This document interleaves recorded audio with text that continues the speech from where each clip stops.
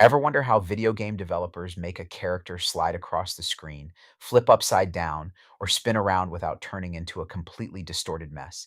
It's all thanks to rigid transformations. Today, we are combining the big three into one ultimate guide: translations, reflections, and rotations. The word rigid tells you everything you need to know. Whether we slide a shape, flip it over an axis, or spin it around a point, its original size and shape will stay exactly the same. In math, we call this an isometry, meaning the original figure and the new image are always perfectly congruent. We're going to master how to graph all three step by step and then wrap things up with an interactive pause and practice challenge section to test your skills. Grab some graph paper, a pencil, and let's get into it. The word translation sounds complicated, but it's actually the easiest movement in geometry. It just means to slide a shape. The shape doesn't flip, it doesn't spin, and it doesn't change size. It just hitches a ride to a new spot on the grid. Let's look at the three secrets to mastering this so you can stay ahead of the class. First, we need to understand direction and distance. To slide any shape, you need to know exactly which way to go and how far. We use our standard X and Y axes for this. Horizontal moves happen along the X axis. Moving right is positive and moving left is negative. Vertical moves happen along the Y axis. Moving up is positive and moving down is negative. Keep those directions straight and you can't fail. Next, let's look at moving vertices, which is the visual way to solve translation on a grid. You don't try to move the whole triangle at once. You move it point by point. If your problem says translate 5 units right and 3 units down, start at vertex A, count 5 squares right, 3 squares down, and draw your new point. Label it A with a little tick mark. That tick mark is called prime notation, and it shows this is the new image after the slide. Do the exact same count for B and C, connect the dots, and your new triangle perfectly appears. Now that we know how to slide a shape by counting grid squares, let's look at how to do this exact same process using pure math without needing a graph at all. When you don't have a coordinate plane in front of you, you can rely on two simple rules for your coordinates. First, because the x-axis controls horizontal movement, sliding a shape to the right means you add to your x-coordinate, and sliding to the left means you subtract from your x-coordinate. Second, because the y-axis controls vertical movement, sliding a shape up means you add to your y coordinate, and sliding down means you subtract from your y coordinate. Let's look at how this applies to our example from earlier. If we take any starting point with the coordinates x comma y and we want to translate it right 5 and down 3, we just apply our rules directly to the variables. Moving right 5 means we add 5 to the x, and moving down 3 means we subtract 3 from the y. This gives us a universal math rule that looks like this. Let's break that down piece by piece so it makes perfect sense. The first part, xy, represents your starting point on the shape. That little arrow in the middle simply means turns into or moves to. And the final part, open parenthesis x plus h comma y plus k close parenthesis, represents your ending point where h and k are just regular numbers telling you the distance and direction to move. Now, don't let those plus signs fool you. You won't always be adding. In math, the variables h and k are just placeholders for the numbers the translation gives you. Think of h as your horizontal shift and k as your vertical shift. If you are sliding to the right or up, h and k will be positive numbers, so you add them.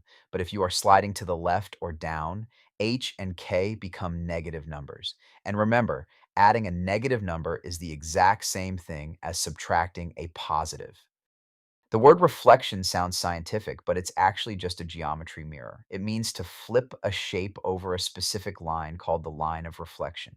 The shape doesn't spin, it doesn't slide into random spots, and it doesn't change size. It just creates a perfect mirror image of itself on the other side. Let's look at the three secrets to mastering this geometric flip.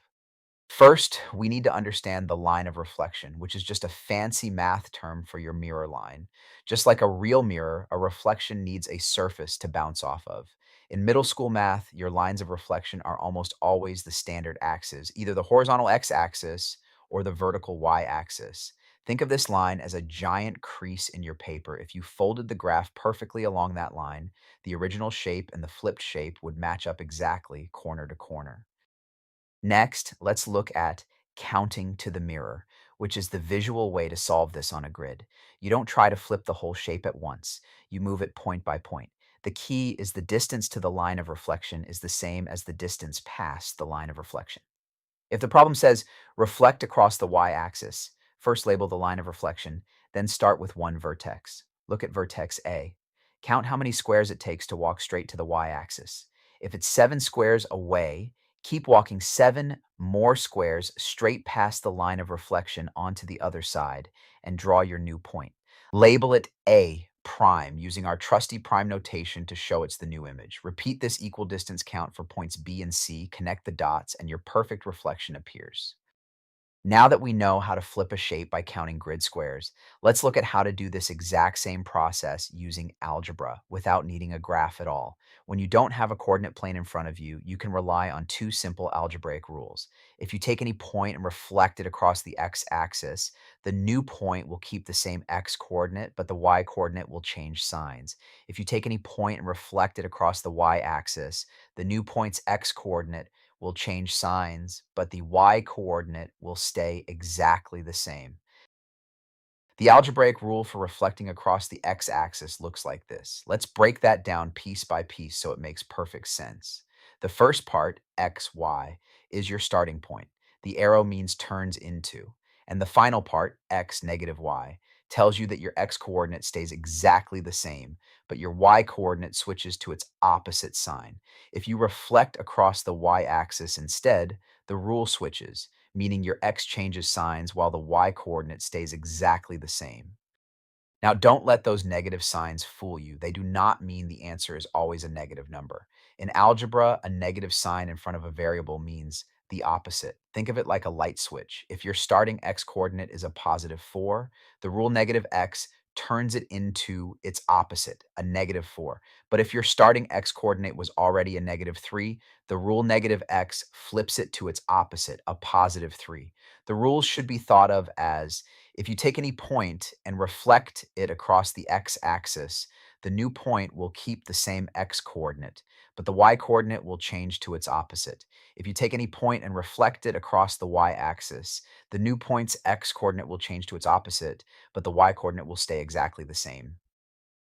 The final rigid translation is rotation, which is actually just a geometry term. It means to spin a shape around a fixed point, called the center of rotation.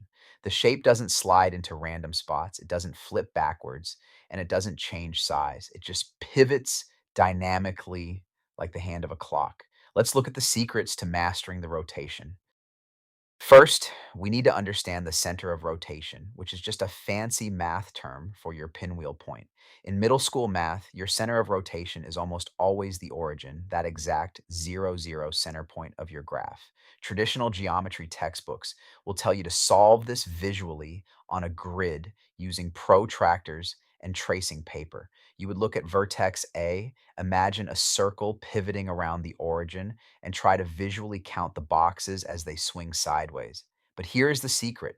Trying to visually track and draw a rotation on graph paper is an absolute nightmare because your brain naturally doesn't track circles well on a square grid. So let's throw the coordinate plane away. Now that we know how messy counting grid squares can be, let's look at how to do this exact same process using pure math without needing a graph at all. When you don't have a coordinate plane in front of you or you just want to save time, there are only 3 rotation rules you ever have to memorize. Every formula sheet gives you algebraic rules for 90 degrees, 180 degrees, and 270 degrees clockwise turns. Let's break down the 90 degrees clockwise rule piece by piece so it makes perfect sense. The first part, xy, is your starting point. The arrow means turns into. And the final part, y minus x, tells you to do 2 specific steps. First, swap the positions of your x and y numbers. And second, change the sign of the new second number. For a 180-degree clockwise turn, the rule is meaning the numbers stay in their original positions. But you flip both of their signs to the opposite.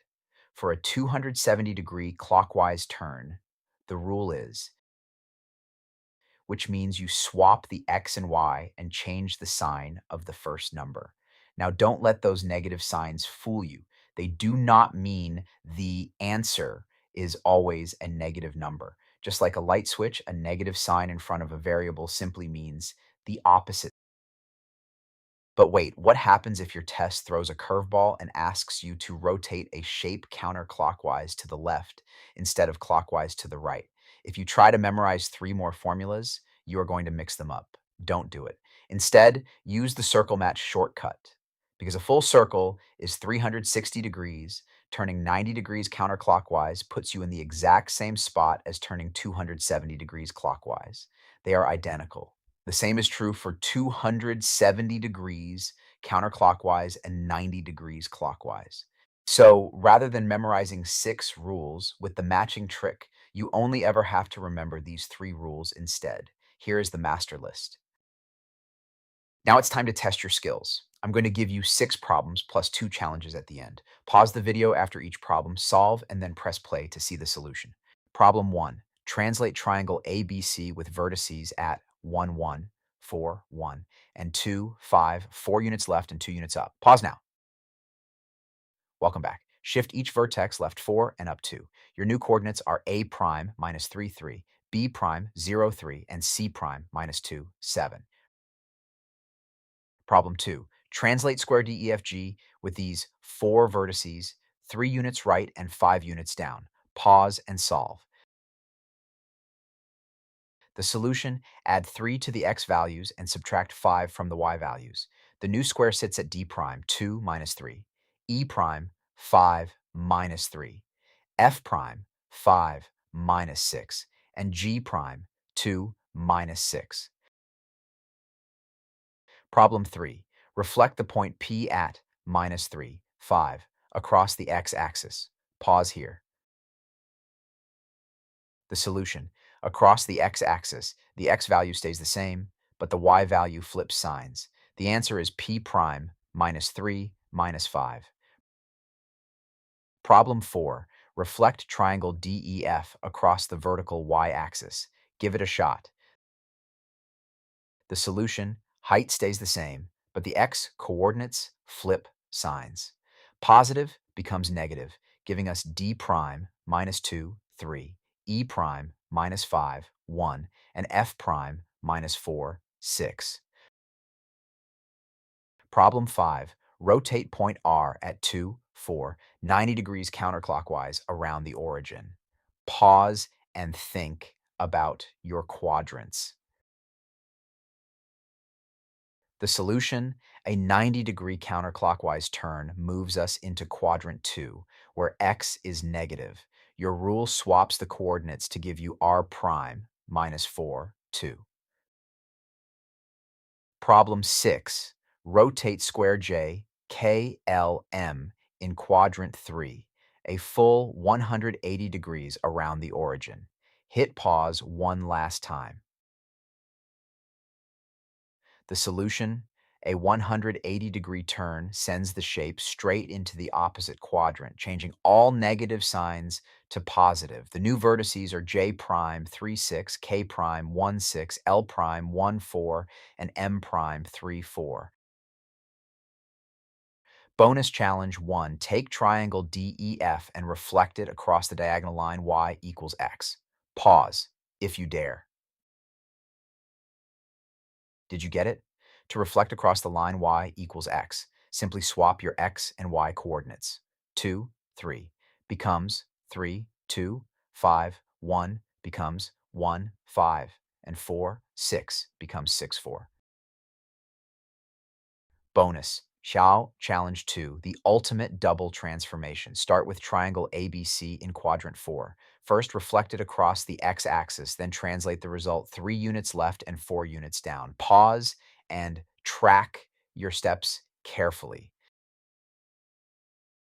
Let's break it down. The reflection flips our negative y values to positive, putting temporary points at 1, 2, 4, 2, and 1, 5. Next, the translation subtracts 3 from x and 4 from y. Your final double prime coordinates are A double prime minus 2, B double prime 1 minus 2, and C double prime minus 2, 1. Awesome job pushing through those problems. You've officially mastered the fundamentals of rigid transformations. Don't forget to like this video, leave a comment with how many you got right, and I'll see you in the next lesson.